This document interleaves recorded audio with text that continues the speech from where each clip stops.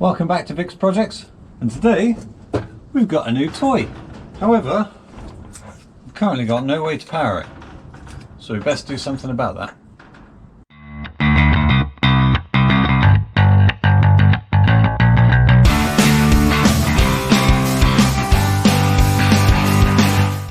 So as most good projects start, I was sitting on eBay and found something cheap.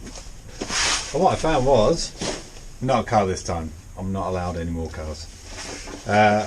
Found some recycled 18650 batteries. So it's probably out of laptops, things like that. They've all been tested, measured on their capacity. So I thought, that'd be a fun little project. And seeing as this shed and also the big garage that we work, well, not a big garage, little garage that we work up at for the Jaguar. That all runs on lead acid batteries. There's a solar panel just about here on the roof here that powers all of this. So I thought, oh, this would be a good excuse to try and make a Powerwall. Okay, so we've bought our cheap cells off eBay. We've decided we're going to make a Powerwall. The next stage is design. How do we want to configure this Powerwall? And given that all these LEDs, the LEDs behind the camera here, the ones at the garage, they all run off 12 volts, so just a lead acid battery here. So ideally we want to make our Powerwall 12 volts as well, just to make it a bit easier, hot swap it in and out and check that everything works. Also, these cheap inverters that you get off eBay, these guys mostly run off of 12 volts. You do get them off of 24 for higher power, but given you can make 24 from two 12 volt banks, we're going to configure our packs to be 12 volts. So how do we do that? So these guys, these lithium cells, they each sit at about 3.7 volts nominal, 4.2 volts max. So we can configure them like this, and that will give us a 12 volt supply. Now they call that a 3S because there's 3 of these guys in series. I want to make in our packs. So do we just grab any old cell, put them all together? Ideally not. With lithium batteries you really want to, or any batteries I guess really, you really want to match the capacities. So each one of these has been measured for its capacity. It was delivered like that, so that makes my job really nice and easy. And now we want to match these cells in the packs. There's a whole heap of science about why you should do that. Go check online for any details. I'm not going to cover that here. So our options are, we could just empty all these guys out and muck around and see which ones we find will go nicely together, but I think we can do a little bit better than that, and for that we need to head over to the computer. So if we're going to use the computer to solve this problem for us, we've got two options. One, we could just brute force the 100 batteries and all their possible combinations. I think there's something like 10 to the 13 possibilities.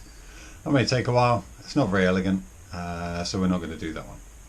Now there's tons, for the second option, there's tons of optimization algorithms out there that we could use. But the one that we're going to use today is one that's kind of fallen out of fashion recently, but I think is quite funky, and that's genetic algorithms. Now, just bear with me 1 minute, and we're going to go through what these funky little things do. Essentially, GAs just mimic Charles Darwin's theory of natural selection. So if we look at this little fella here, he can't get any food, so therefore he dies and can't pass his genes on to the next generation. So these giraffes, which are better at getting leaves, they survive. So in our case, now the DNA is not the neck length of this giraffe, but how our battery packs are laid out. So for our AI, it's going to work a little bit like this. First, we need to seed with random combinations of DNA.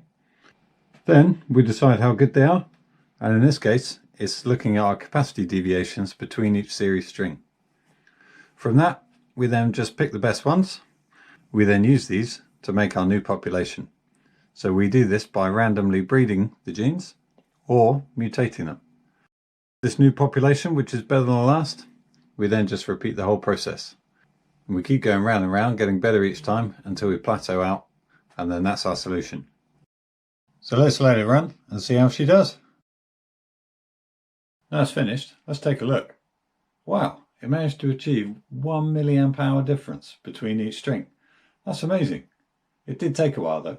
You can see how this method quickly homes in to some really good solutions, but then takes ages in order to settle out and actually find the best solution. Now we've found our solution, let's assemble our first pack.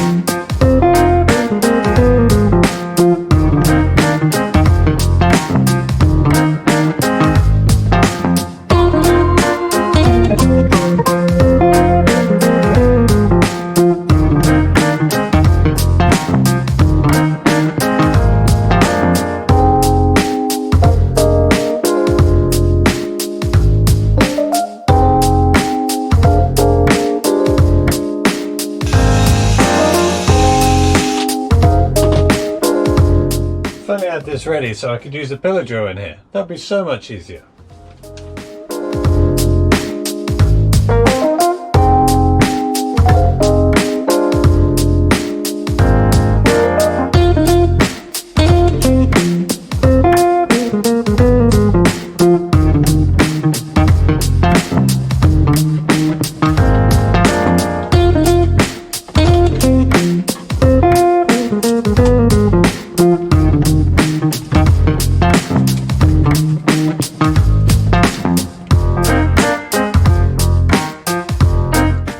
All now installed and set up, and this thing pretty much works.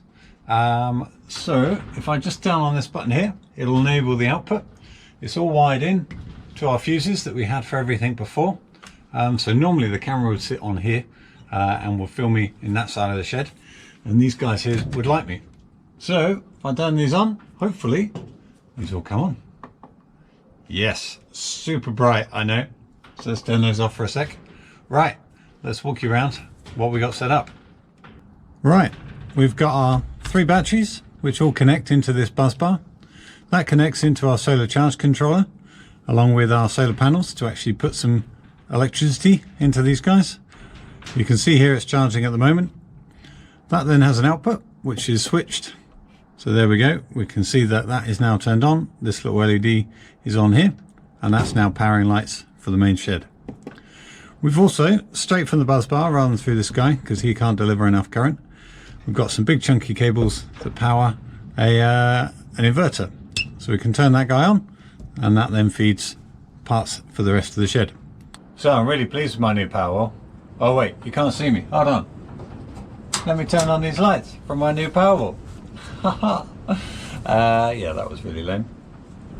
So the big question is, how is this Powerwall performing? So I've had it in here for a while now. We've had a few issues with the solar panels, so we needed a slightly bigger solar panel. Also the charge controller that's on there, not really designed for lithium ions, so we need to look at that.